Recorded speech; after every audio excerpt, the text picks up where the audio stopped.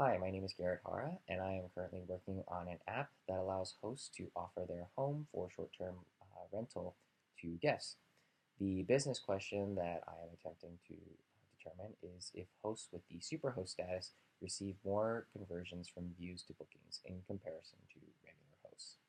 I am responsible for the host API. This microservice will be taking in new listings posted by a host. It will keep track of all available dates for each listing, and it will determine off of ratings from guests if the host deserves the Superhost award. The stack I will be dealing with is the Node Express Postgres stack.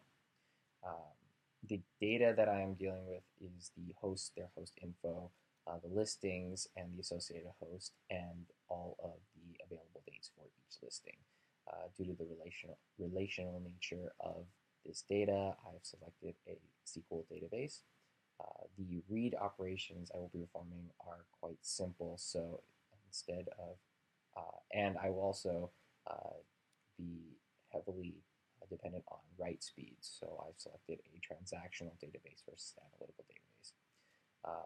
Postgres stood out also because of its ability to concurrently read and write. This will become particularly important when we are doing load testing for 10,000 queries per second through each microservice. My service has multiple functions, and so I will need to be able to both simultaneously write in new listings and new unavailable dates, as well as still perform read operations that can assign the superhost award status. One of the large goals of this project is to input large amounts of data.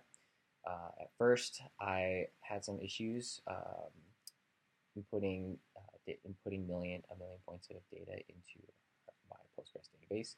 I could not simply just push in a million entries through a server and create rows of data. After a certain point, the database would stop responding, and all of the write entries after would time out. Instead, I isolated the issue and found that the database could handle about 5,000 write operations before it stopped responding. So I batched my write operations together in groups of 5,000 and waited for all the promises of the previous batch to resolve before starting the next set.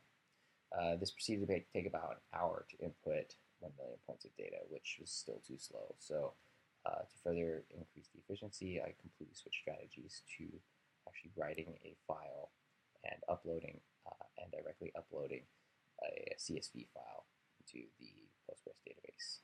This actually took only about 10 seconds for 1 million points of data, so it's a huge improvement. I can see that just from the issues of writing 1 million points of data that there are going to be a large read time inefficiencies, but I'm excited to crack